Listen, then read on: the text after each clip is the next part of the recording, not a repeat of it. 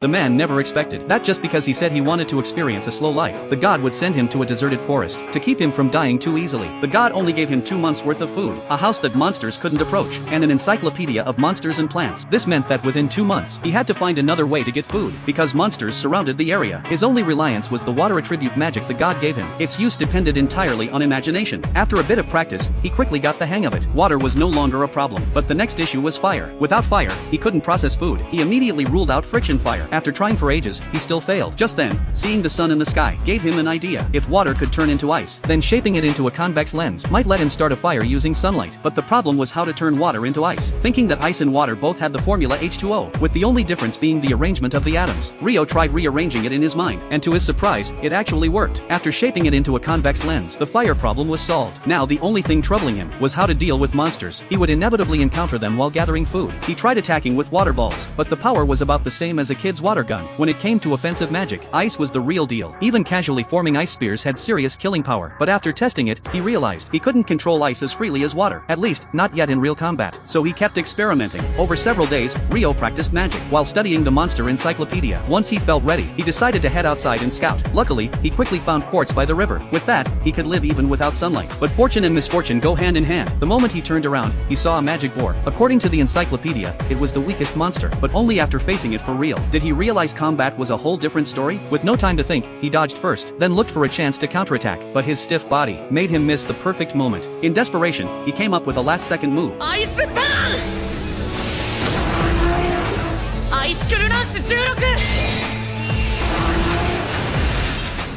After dealing with the magic boar that night, Rio carefully reread the encyclopedia to prepare for future encounters, only to find dragons on the last 2 pages. It said any one of them could easily destroy a city. If encountered, run immediately, assuming you can even escape. On the final page, he saw demons, with only one note written: pray Rio never meets one. Over the next few days, Rio continued going out to gather food, finding plenty of edible fruit, but inevitably, he encountered monsters again. According to the encyclopedia, this one was an assassin hawk, stronger than the magic boar, able to use invisible wind blades, along with its beak and claws. Rio knew he couldn't outrun it, so he had no choice but to fight head-on. But with experience from the boar, he wasn't as panicked this time. He started by attacking with water balls, but the result was obvious. His attacks couldn't hit. As the hawk's attack closed in, Rio used ice blocks to defend, and that defense caught the hawk off guard. It didn't die instantly, but one eye was smashed blind. Just as Rio prepared to continue fighting, the assassin hawk suddenly lost the will to fight. Watching it retreat, he finally breathed easy. Several more days passed. As battles increased, Rio's understanding of magic deepened. Now he could wield ice magic effortlessly, and had breakthroughs with water magic as well. The water blades he created could easily cut stone. Worth mentioning was another encounter. At a nearby lake, he found a mysterious headless knight. For some reason, it wasn't recorded in the encyclopedia. It was on a completely different level from other monsters. Rio was no match at all. But strangely, the knight never went for the kill, as if it were training him. Every night, Rio came here to train, and the knight never showed impatience. Today, the knight even gave him a gift, a sword that looked like it was made of water, yet incredibly durable and razor sharp. Everything about it felt surreal. The knight never spoke, only teaching through silent action. Many days passed again. One day, Rio suddenly saw an old acquaintance. Though its color had changed, he immediately recognized the assassin hawk. It seemed to have evolved. Seeing an old enemy, his eyes burned, and he attacked without hesitation. Even though Rio overestimated its strength, 10 ice walls still weren't enough to block it. What he didn't expect was that after evolving, the hawk gained a special ability, something like magic nullification. His magic was erased instantly. Worse still, it could now use lightning. Luckily, Rio dodged in time. Since magic was ineffective, he had no choice but to fight up close. This was where the knight's sword came into play. The hawk clearly didn't expect melee combat, and with one careless moment, the fight was decided in a single exchange. Rio struck the vital point cleanly. He had considered sparing it, but seeing the hawk refuse to bow even in death, he delivered the final blow out of respect. Not long after killing the hawk, Rio was on his way back, unaware that danger was approaching. What he never expected was to see a dragon appear before his eyes. そこの人間声がよかったよかった電話は久しぶりゆえ聞こえるか不安だったのだな電話ちとお主に尋ねたいことがあってのこの辺りでアサシンホークから進化した鳥に心当たりはないかの Before such a being, Rio didn't dare lie. After honestly explaining everything, his sincerity earned the dragon's admiration. It turned out the hawk had been the dragon's familiar, but since it was already dead, the dragon didn't pursue it. At that moment, the dragon noticed the sword at Rio's waist, and instantly recognized it as the Fairy King's craftsmanship. Clearly, Rio was favored by that being. Rio was completely confused. The imagined battle never happened. Instead, the two talked like friends. Only at dusk did the dragon leave. At the same time, the god finally noticed Rio's hidden trait, which he found extremely amusing. He hadn't seen anything like this in 10,000 years. りょうさんの隠し特性は不老ですか The next day, Rio found a shipwreck survivor by the sea. Seeing a human for the first time, he rescued him. The man's name was Abel. Grateful for saving his life, Abel planned to repay him with gifts after returning. But after hearing Rio's explanation, he realized there were no towns or people anywhere nearby. Whether he could return at all was uncertain. This left Abel stunned. Unwilling to give up, he asked Rio to take him back to the shore. But seeing it again only deepened his despair. The ship was badly damaged, and it seemed he was the sole survivor. As Abel worried about how to get home, Rio mentioned that although he'd never been to human cities, he knew the general direction was north. The dragon had told him earlier that the land was surrounded by sea on 3 sides, with only mountains to the north that could be crossed on foot. Hearing this, Abel was overjoyed, and asked Rio to go with him, promising to handle safety along the way. Rio was taken aback. If this were right after reincarnation, he would have refused. After all, he wanted a slow life. But 20 years had passed, and curiosity about the outside world was real. After agreeing, he made preparations before leaving, including saying goodbye to the Fairy King. Before parting, the Fairy King gave him a gift. It was just clothing, but Rio was thrilled, because for all these years, he hadn't had proper clothes. Materials simply didn't exist here. After saying goodbye,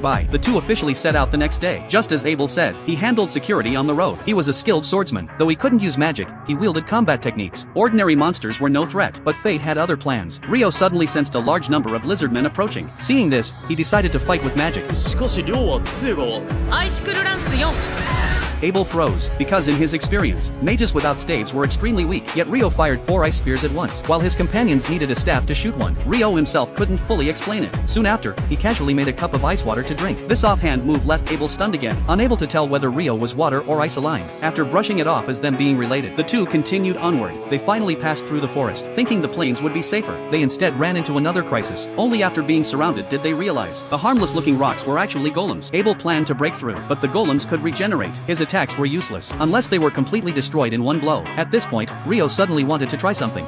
それではアイスウォール10度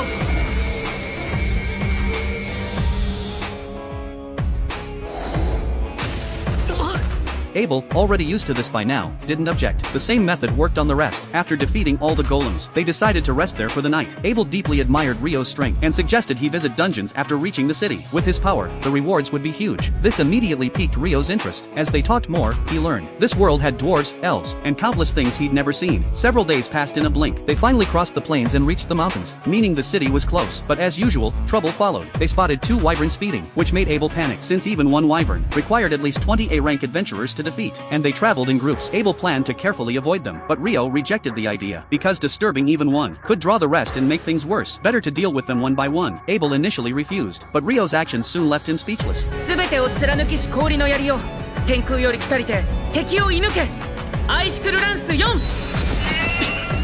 葬儀完全貫通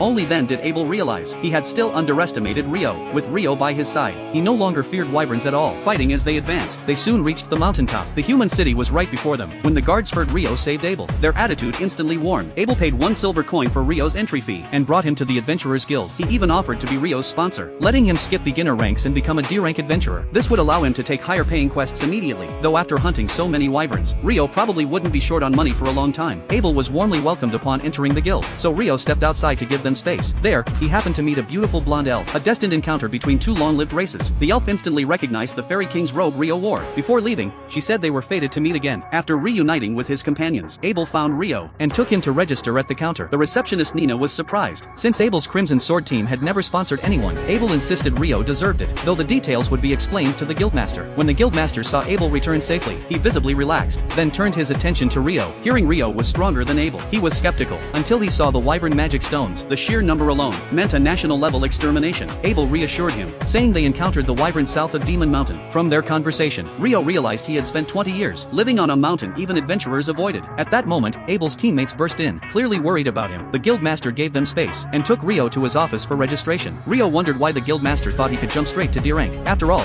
defeating wyverns felt easy to him. The guildmaster explained that even as a B-rank adventurer, Abel was a prodigy, yet he couldn't defeat a single wyvern. So those stones proved Rio's terrifying strength. When the guildmaster touched Rio, he sensed something strange. This physique didn't resemble a mage at all. Luckily, Nina entered and cut the questioning short. After a brief interview, Rio was officially registered as a D-rank adventurer.